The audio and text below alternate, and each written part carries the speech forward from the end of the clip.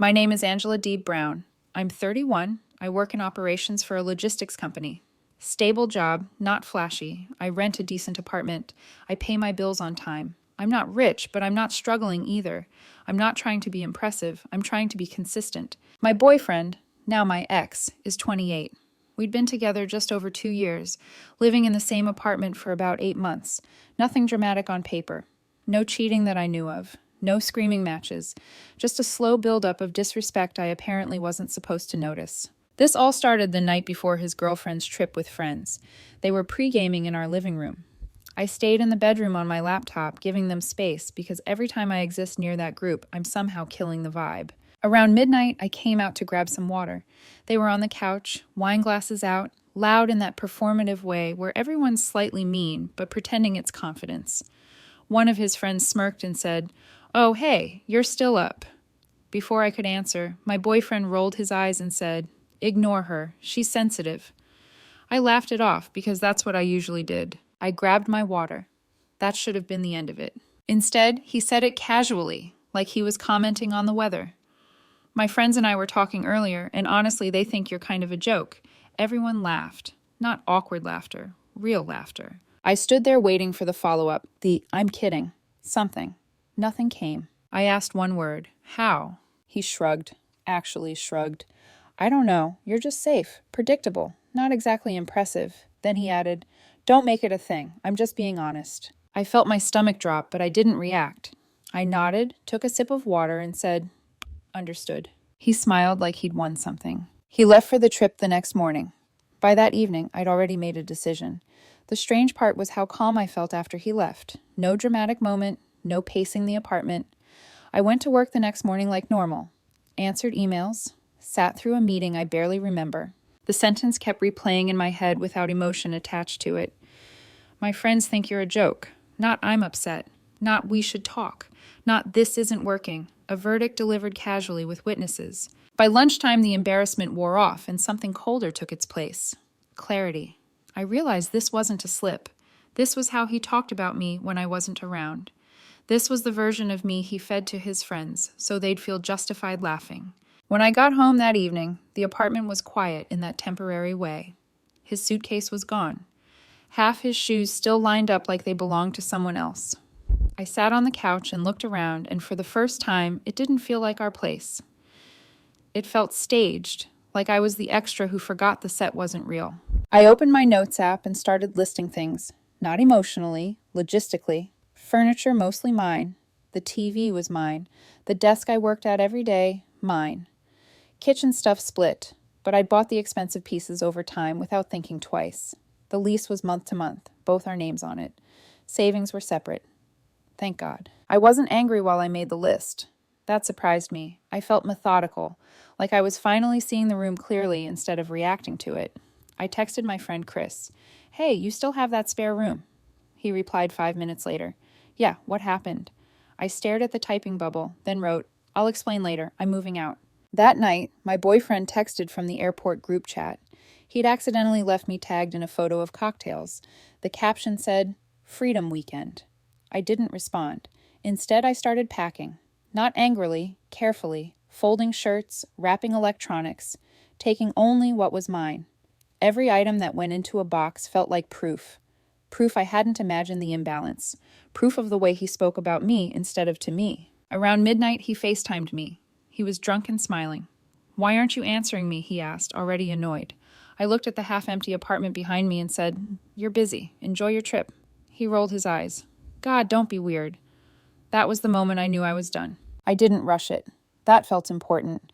Over the next 2 days, I packed in waves, morning before work, evening after dinner, no dramatic music, no revenge fantasies, just boxes stacking neatly along the wall like quiet punctuation marks. He texted sporadically from the trip, random updates, nothing meaningful.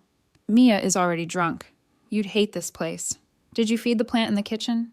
That one almost got a response. Almost. Instead, I watered the plant, taped the last box shut, and left it by the door. By Wednesday night, the apartment looked hollow. My desk was gone. My side of the closet was empty. Even the couch looked smaller without the throw blanket I always used. I slept on the floor that night on a borrowed air mattress, staring at the ceiling fan spin and thinking about how many times I told myself things weren't that bad. Thursday morning, I called the landlord on my drive to work and told him I'd be moving out by the end of the week. He was surprisingly chill about it. He said as long as one of us stayed on the lease, it was fine. I didn't tell my boyfriend that part. After work, Chris helped me load the rest into his truck.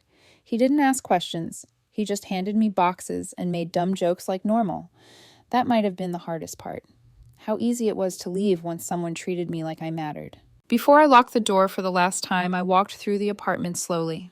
Not to reminisce, to check, to make sure nothing of mine was left behind. No emotional anchors. No excuses to come back. I left my key on the counter. Then I sent one text. Hey, I moved out. We'll talk when you're back. He read it immediately.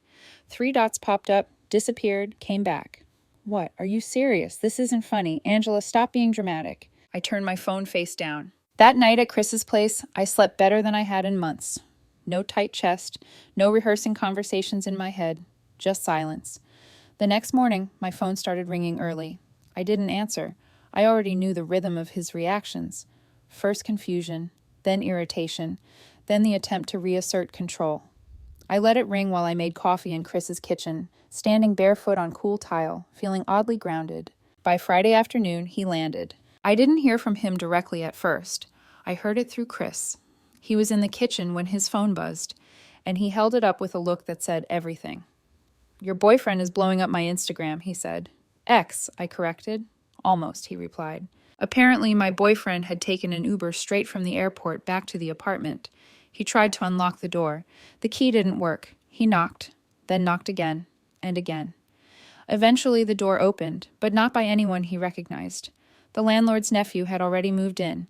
Temporary sublet, early 20s, hoodie and headphones, confused expression. From what I was later told, my boyfriend just stared at him. Who are you? He asked. The guy said, I live here. My boyfriend laughed, assumed it was a joke, and tried to step past him. The guy blocked the doorway.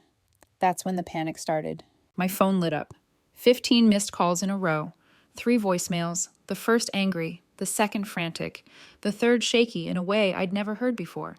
Angela, this isn't funny anymore. Why is there some guy in our apartment? Answer me right now. I listened to them later, not in the moment.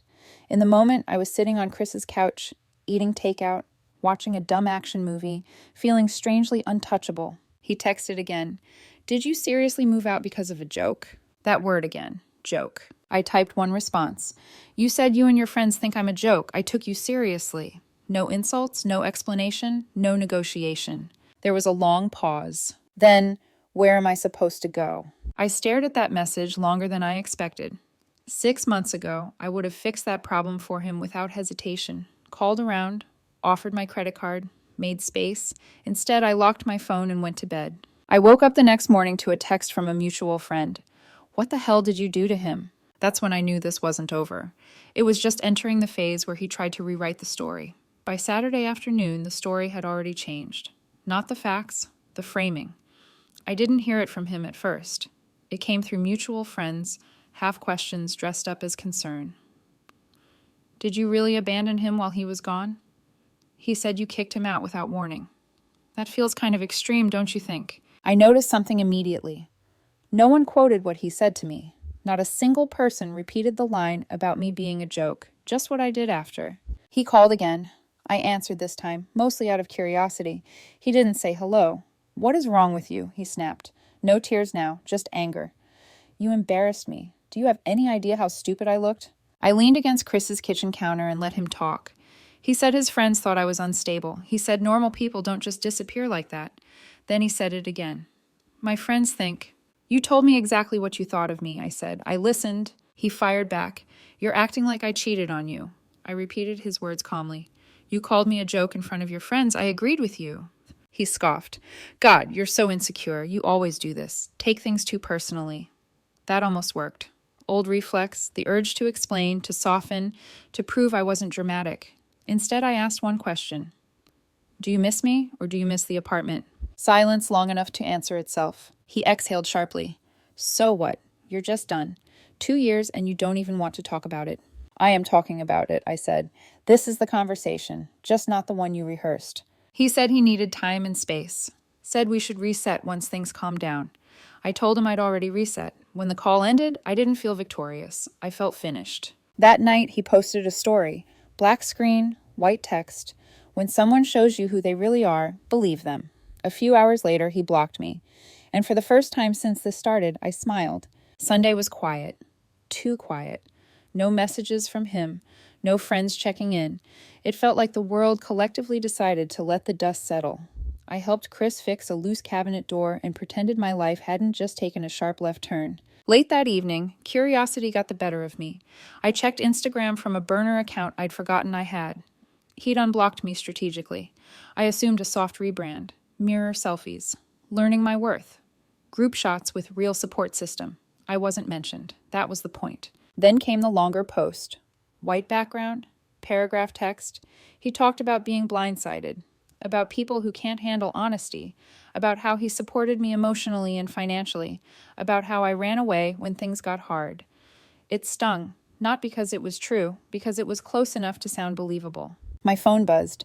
A text from his sister of all people. He's not doing great. He didn't mean it like that. You know how he jokes. I stared at the word joke again. How convenient it was. How elastic. How it only ever stretched in one direction. I replied once. Jokes are supposed to be funny to everyone. No response. By the time I went to bed, something new had settled in. Resolve. Not anger, not sadness. The understanding that I hadn't dodged a bad week. I'd dodged a bad future. Monday morning, I went back to the apartment building to grab one last thing I'd forgotten. A box of old notebooks I kept in the hall closet. The landlord texted to say I could swing by while the new tenant was at work. The place felt different. Not empty, occupied, unfamiliar.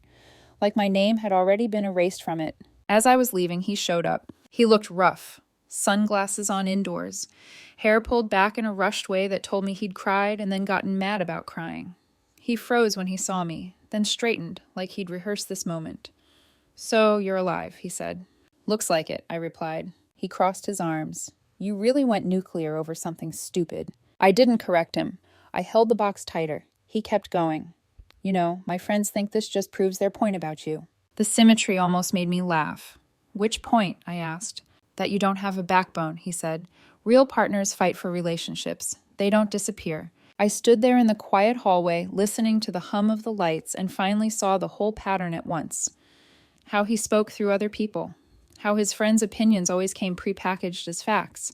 How my job, my clothes, my opinions were things to tolerate, never admire. I didn't disappear, I said. I left. He scoffed. Same thing. No, I replied.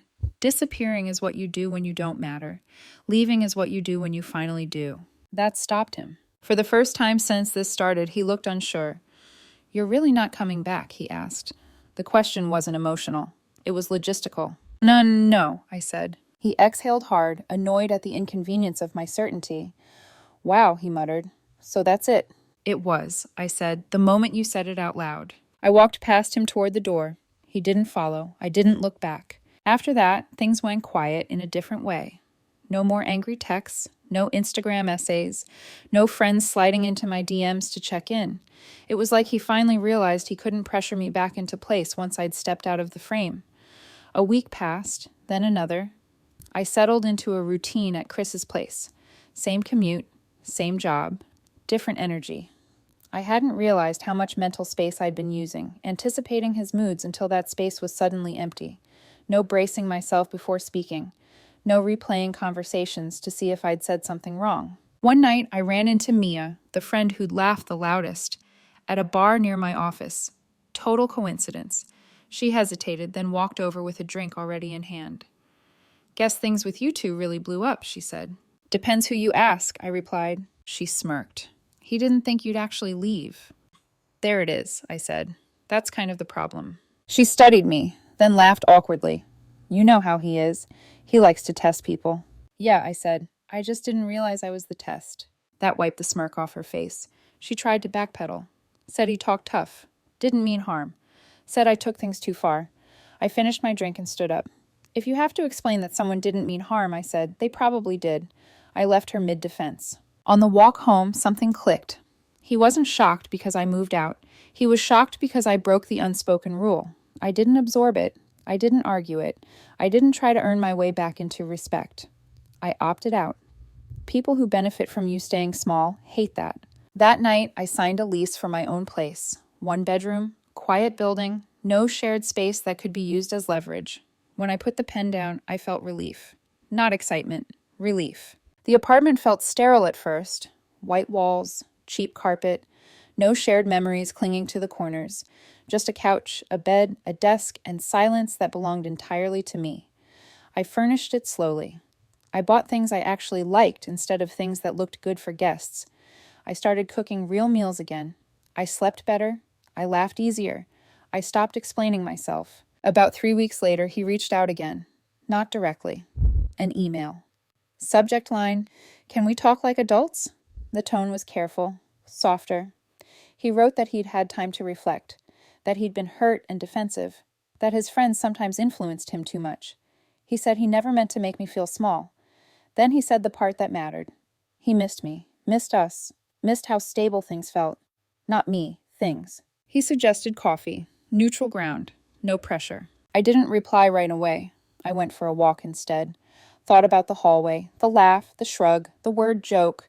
Thought about how easily he'd let other people define my worth and how comfortable he'd been watching me swallow it. That night, I replied with 3 sentences. "I don't hate you. I don't need closure. I don't want to meet." He responded within minutes. "You're really okay just walking away?" I didn't walk away, I typed. I stepped forward. That was the last message we ever exchanged. A mutual friend told me later he kept waiting for the phase where I'd soften, where I'd miss him enough to negotiate. I never did. Once someone tells you who they think you are and laughs while doing it, you don't owe them a rematch. You owe yourself an exit. It's been a few months now. No glow-up montage, no poetic karma, just a quieter, steadier life. I understand exactly what happened. It wasn't the comment by itself. It was how easily he said it, how comfortable he was saying it with an audience, how shocked he was when I didn't absorb it. Some people think respect is something you negotiate, something you earn by staying quiet, flexible, agreeable. I learned it isn't. If someone thinks you're a joke, the worst thing you can do is argue your punchline. The best thing you can do is leave the room. I did.